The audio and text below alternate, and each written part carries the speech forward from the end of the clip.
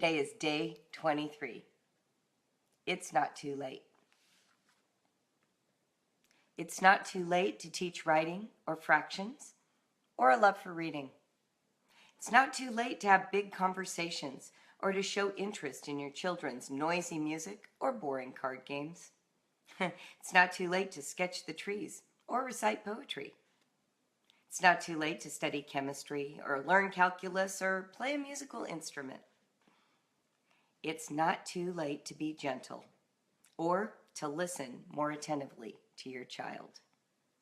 It's not too late to get help for your struggling learner, no matter how old he or she is. It's not too late for therapy or support groups or help for you.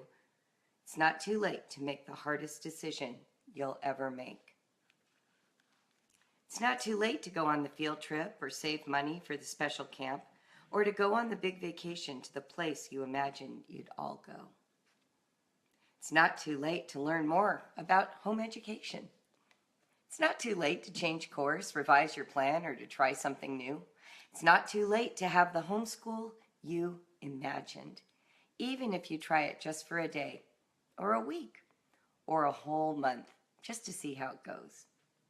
You can start today or tomorrow, or even next week. You can start now in the fall or after Valentine's Day, or once the baby is born. If it doesn't go the way you'd hoped, it's not too late to go back to how things were. If it's harder than you expected, it's not too late to take more time, or go more slowly, or get help. If you love the new direction, or find that you're making progress, or see that your children are thriving, it's not too late to be proud of that choice. You don't have to regret that you didn't figure it out sooner, or that you weren't made aware of this wonderful new resource path or philosophy. Congratulate yourself on finding it now, on having the courage to stake out a new footpath for you and your family. It's never too late to do what you want to do now.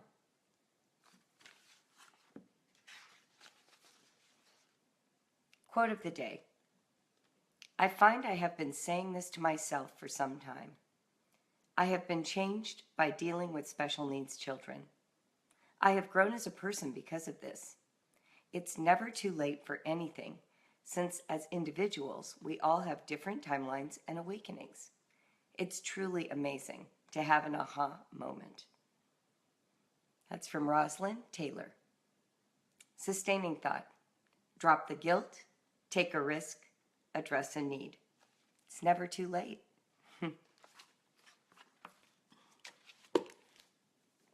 So I woke up this morning to an alarm clock that I hated. Do you ever hate your alarm clock? You're like, I don't want to get out of bed.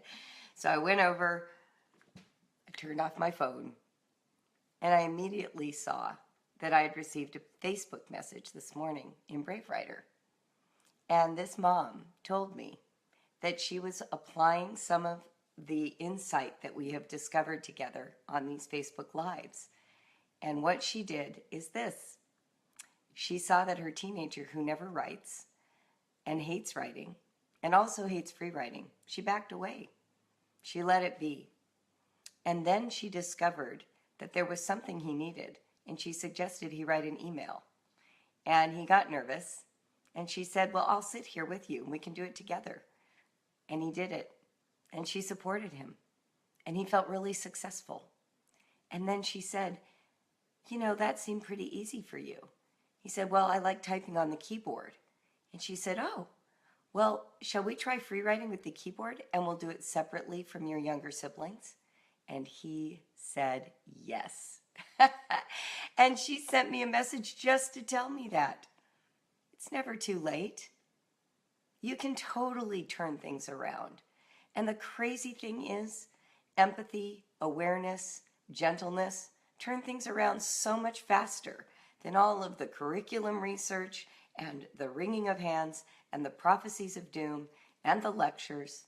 It's crazy how when you sit in the seat of the person you're trying to help and you see the world through their eyes, help comes swiftly. Suddenly you have what you need. You know what to do. It doesn't come when there's separation and distance. It's not as easy when you're trying to solve a problem from afar without really getting inside the problem with the person. You know what I'm saying? So yeah, it's never too late. You can start right where you are right now. You know, a lot of times parents say things to me like, oh, I wish I had found you when my children were younger. You know, found Brave Writer, found our products, found our classes, found our programs. And I always say it's the perfect time right now. Right now, you know you want it. So knowing you want it, you're going to make such great progress. That's totally different than buying the Writer's Jungle because your friend has it and told you it was great, and you don't yet know why you even want it. We've discovered in our own research that it takes many customers over a year to make their first purchase. And you know what? That's great. You know why? Because in a year, you're incubating the idea. You're considering whether this is something you really want to invest in. You're comparing. You're doing this sort of invisible analysis that you may not even be aware of. Sometimes you have to get next to something for a little while and let it rub off on you and see if you actually believe the promises it makes before you take that jump. And then when you do, you're so much better prepared. Have you ever bought something just on the recommendation of a friend and it arrives and you're like, why did I do this? This is so not me. Why am I using this curriculum? This isn't what I'm about. Have you done that? Because I totally have. And the thing of it is, we all do that. We all buy stuff because we saw a link on a forum and everyone was so passionate about it and it just seemed like, oh, it's on sale, I better get it. But it's better, ultimately, if you take a little time, you don't feel in a rush, and you get to know the properties of a program and you talk to people who use it and you figure out, does this correspond with who we are? Is this right for us? And then when you get it, you know what I always recommend.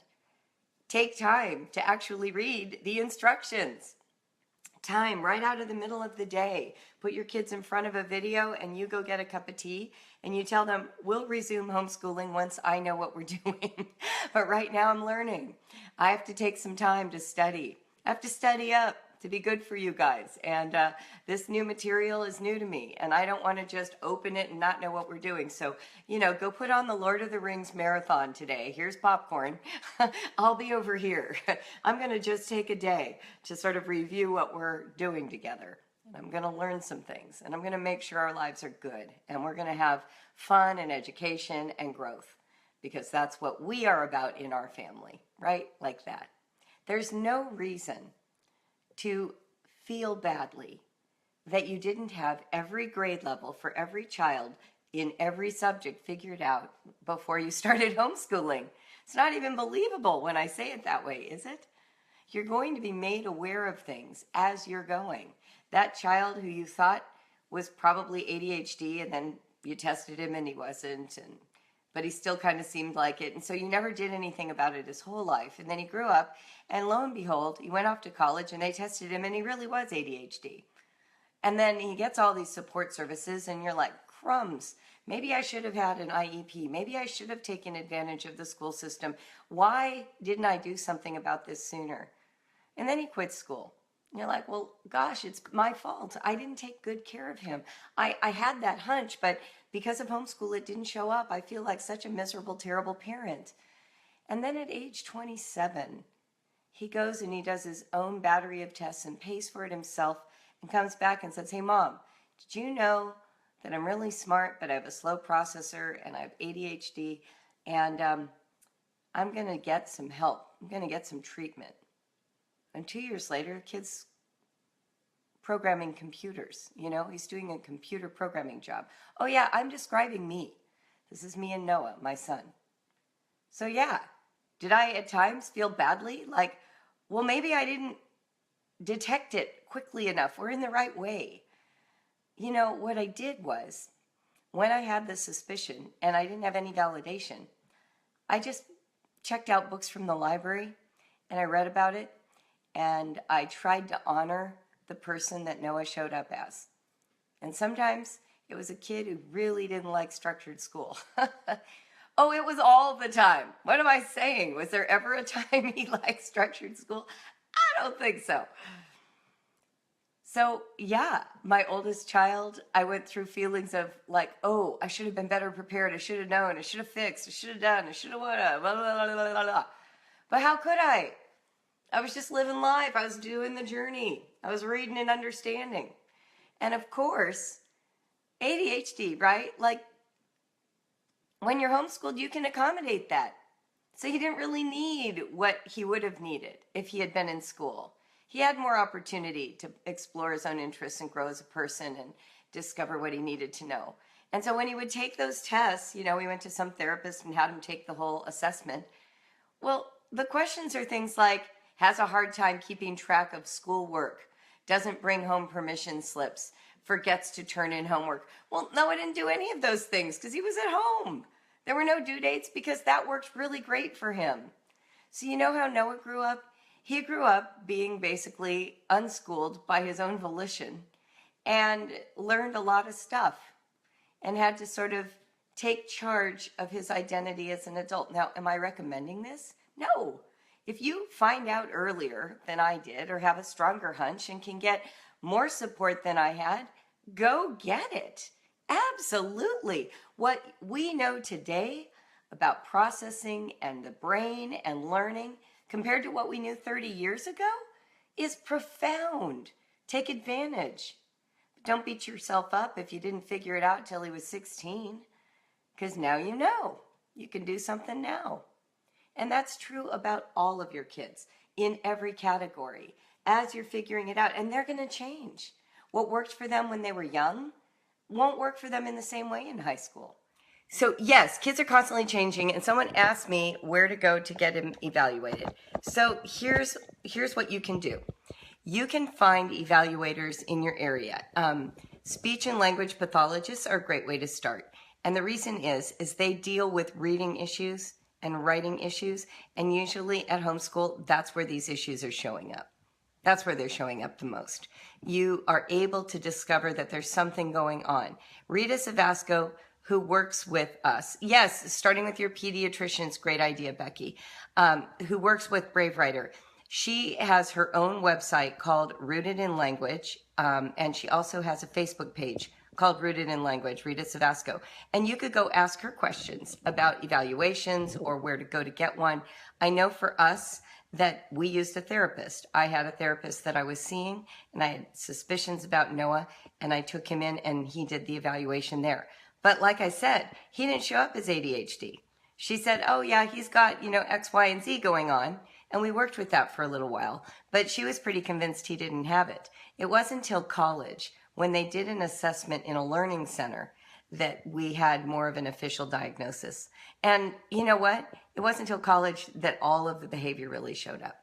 And that was an interesting thing for us to find out. It's why traditional school has not worked for Noah. And even to this day, he's on his third time through college, he does online school because he has more control and that feels better to him.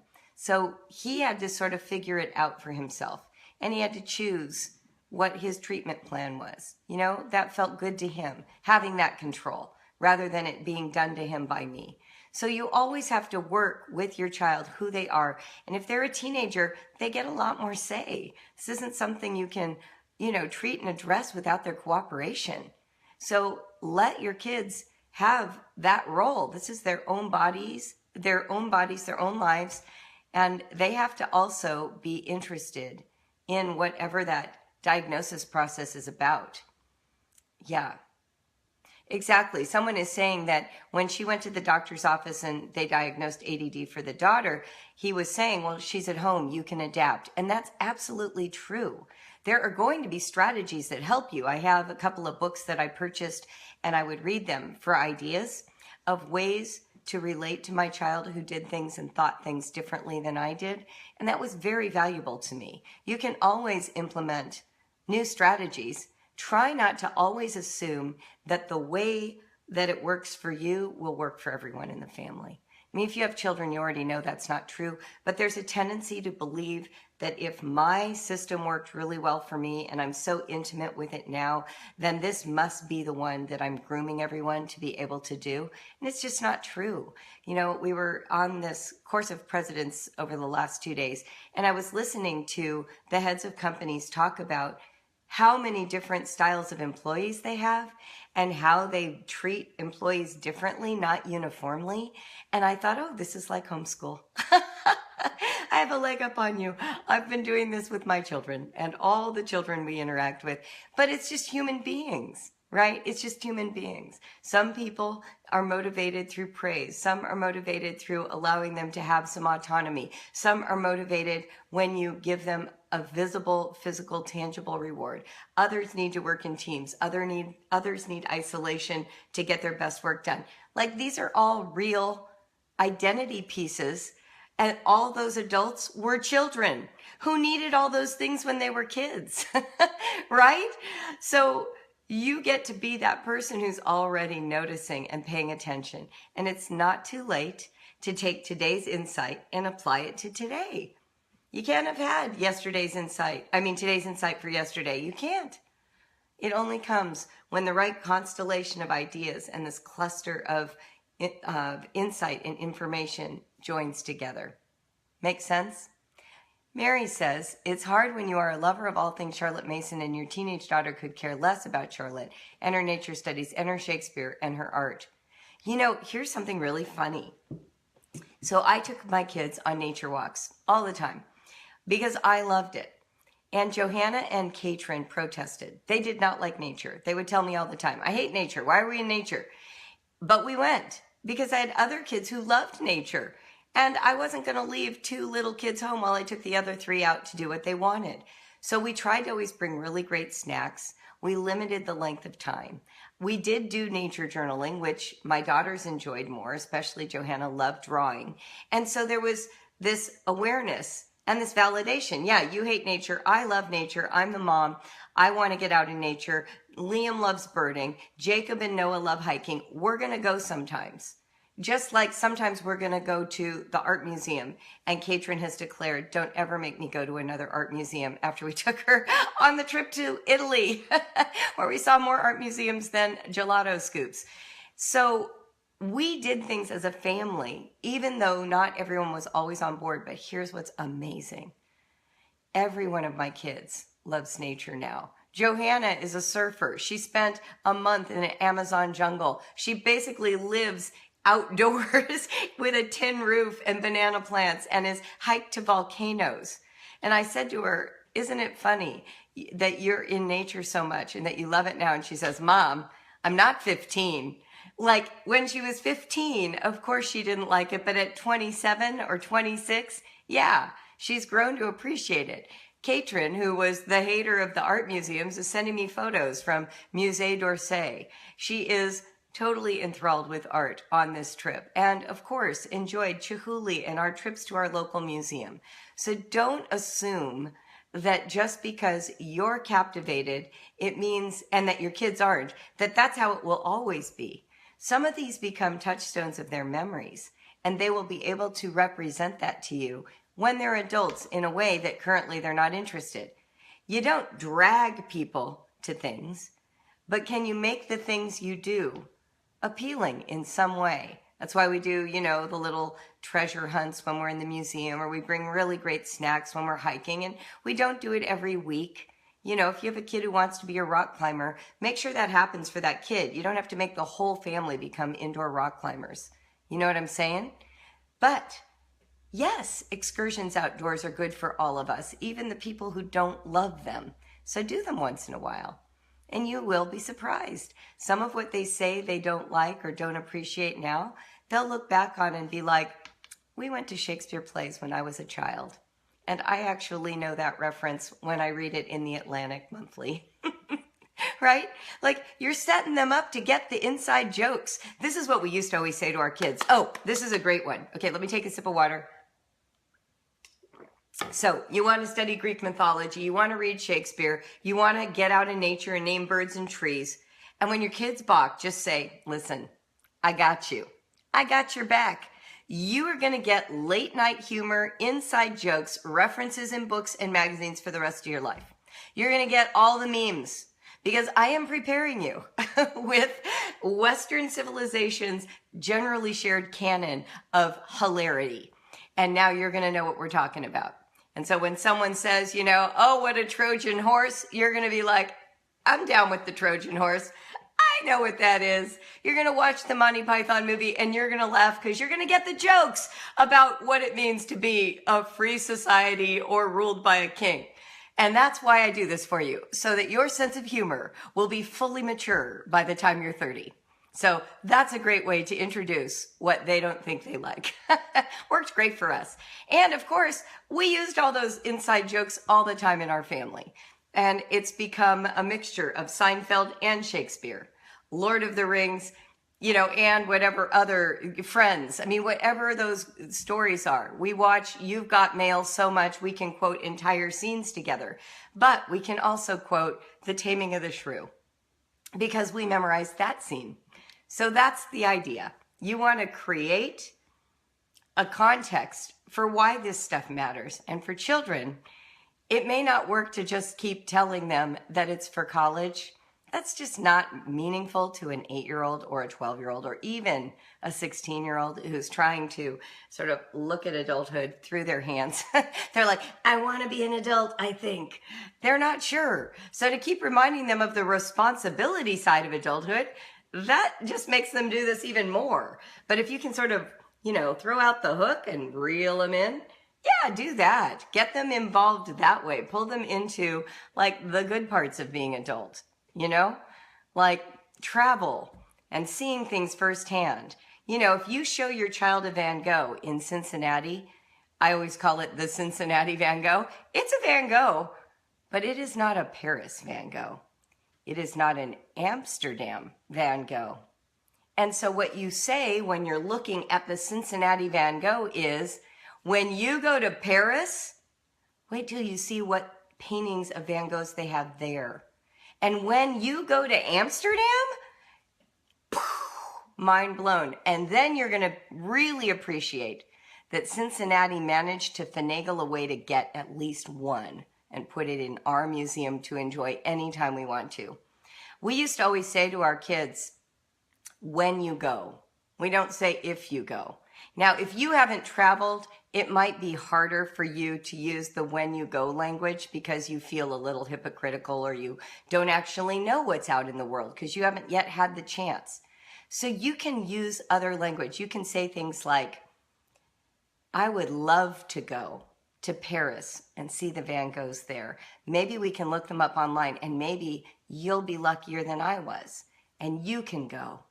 Let's always keep in our imaginations the possibility of study abroad or travel. I didn't do it, and it's one of those things I wish I had done. Like that. Set a foundation and an expectation that it is normative to leave your home country and go somewhere else. And start sowing seeds. This isn't only about education till they're 18 and out of your hair. You are setting a trajectory for their interests for their entire lives. You are letting them know adults value Jane Austen. And when you're an adult, you'll see why. Like that. And it's something they get to look forward to. This isn't about cramming it all in so you can prove you were a great classical educator. My goodness, the Western canon, there's no possible way to read it all by 18. So save some things. Let them look forward to something. Say, I'm whetting your appetite for the future. We're going to try this. We're going to read Sherlock Holmes so that you better understand the TV show Elementary. I want you to get the jokes and the references like that. Create some context. We're so guilty of treating education like it's in this test tube. And I think that's left over from school where it's very much isolated, from real life. But here you are, you're in life right now. When I got married, my husband at the time was getting his master's in English. He was studying American literature. He's a huge Faulkner fan. And he had this list of books that he had read when he lived in the Peace Corps in Morocco. It was really long. I was a history major. I was not a lit major, not a journalism major. I chose history because I loved writing. And I wanted to write about what I considered things that mattered. You know, like I didn't want to just analyze a literary book, a work of fiction. I wanted to write about, you know, conflicts in the Middle East. I wanted to write about history, historical events. That was my jam. So we get married, and he's read all this literature that I hadn't read. And I immediately felt like to match him, I had to read every book on his list, which I set this task for myself. And I give myself some credit. I think 3 years into our marriage, I'd probably read a really sizable number of books. We lived in Morocco. We had no television. Internet wasn't invented yet. I had no friends. We were alone. I read everything in his library. I just went book by book by book. And to this day, those books form the foundation of my understanding of Western literature. I did not get it while I was in school. I got it while I was in a very small apartment in a tiny town in Morocco. American and literature, Western literature, like the whole gamut. When I reference what I know from literature, it's from those years. Sitting on the floor in smoldering heat, leaning against tiles to stay cool, and reading A Prayer for Owen Meany. Like that's what I did. And you know what? It served me well. You don't know when the right time is for all of this growth and development. What you're doing is you're planting seeds so they can be realized in adulthood. So who planted the seeds of reading in my life? Well, my mother. She took me to the library all the time. She was a professional writer. She read aloud to us. I learned to love reading. She let us stay up as late as we wanted in our beds as long as we were reading. So we all grew up with this idea that reading is something you do. So when I met someone who was really into reading all these classic works of fiction, Anna Karenina, War and Peace, like I'm going to read those now. And I was ready to do it. And I was finally in a context where I could totally deep dive into literature. And it was so pleasurable, like some of the best reading of my whole life. And I'll never have a season like that again. Like I had no children. The kind of work I was doing made it possible. Do you hear what I'm saying? You don't know what your future is, what your life is like. Reading Faulkner in Tangiers. Oh gosh, I'll tell you a funny Faulkner story. So because John loved Faulkner so much and could rhapsodize about the brilliance of this writer, and I was a writer, I thought, well, I should read one of the greatest American writers of all time. I read Absalom in Marrakesh is where I especially remember reading it. Oh, and Casablanca. And I'm reading and reading a stream of consciousness, and literally 80 pages in, I still had no idea what this book was about. I didn't know who any of the characters were. I could not have narrated meaningfully any paragraph. I hardly understood what the storyline was. I didn't know what I was expecting to happen. I didn't know what had already happened. I couldn't put together even one sentence telling you what this book was about. I was 80 pages in, and I realized I don't have to read this book. I am not mature enough. I'm not smart enough. I'm not well read enough. I don't have to read this book. So I did. I quit. And I read other things that I loved. And you know what? I am not a flawed human being for not loving Absalom. You do not have to love every classic work of literature you've ever read. That's okay too. Vicky said that she just read Lion, the Witch, and the Wardrobe for the first time. How powerful. So powerful. I always love to tell everyone I didn't read a Jane Austen novel until my 30s. I didn't do Jane Austen when I was in my 20s in Morocco. I actually didn't start reading Jane Austen until the BBC A&E version of Pride and Prejudice. I watched that, fell in love with Colin Firth, wanted to live in that experience, and started reading Jane Austen. And I read them all. And that became a point of connection with my daughter, which I've shared about many times. So how about that? And I always like to say, I'm so glad that Jane Austen was waiting for me in my 30s. What a treat. What a treat. I feel lucky. Right into my 40s, late 30s, early 40s is when I read Jane. And I was ready. I got all the jokes. That's a great way to think about it. All right, so it's never too late. Are we clear? I apologize for the craziness of this video, and I know that is not going to go over well on YouTube. Maybe we'll be able to edit that out. But thank you very much for hanging in there when I did drop my phone and had to plug it in and when it disconnected. This is the nature of live broadcasting. I have a new tripod on the way. In fact, I thought it came here yesterday and it wasn't here yet, but mine is on its last legs, literally. So we will have a new one and it will be fine. Amy says she doesn't know if she'll ever be mature enough to understand Faulkner, and she used to teach English. Yeah, Faulkner. Faulkner is like, you have to really be a genius. And yeah, that's not my jam. Let's see. Awesome. Okay. And remember, what's true for you will be true for your kids too. So this renaissance you're going through in education in your 30s and 40s, that's going to happen to them. It is.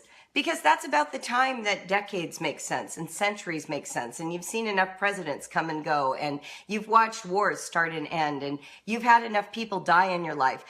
Once you get a historical perspective, all of your education is so much more valuable to you. So your kids don't have that yet. You are laying out appetizers for the future. You're like, try this, try this, try this, try this. That's all a primary education is. From 18 down, you are saying, feast a little on this. Let's take a little longer snack on this. How about snacking on this? And seeing what they like so that as they go into higher education, now they have a sense, well, I'm more about science, or I'm more about the arts, or I'm more about interpersonal communication. I'm more about humanitarian efforts. I'm more about, I don't know yet. So they go into their undergrad program and they take some more ideas. That's why they have general education as part of a degree program, so that you can try things you didn't even know existed. Why would you think about architecture when you're 5? You know, why would you think about industrial lubricants when you're 16? You don't even know those jobs exist. The only way to find out those jobs exist is to keep being exposed to more and more of the world, to understand what kind of a career would work for you. So appetizer, appetizer, appetizer, openness, openness, explore a little, take them on a walk they didn't want to go on, go to a field trip they don't know they would be interested in, right? Because how can they have a view of the world to even consider what they would be good at if we only do the things that we already know they love? But you don't have to turn it into drudgery, and it doesn't have to be a requirement. It can simply be an invitation. All right. I'm going to go. We're doing 40 minutes now, apparently. It's like clockwork. Love ya. Live honestly. Write bravely. Explore fearlessly. I'm Julie Bogart from Brave Writer. I'll see you right back here tomorrow at 8 a.m. Bye.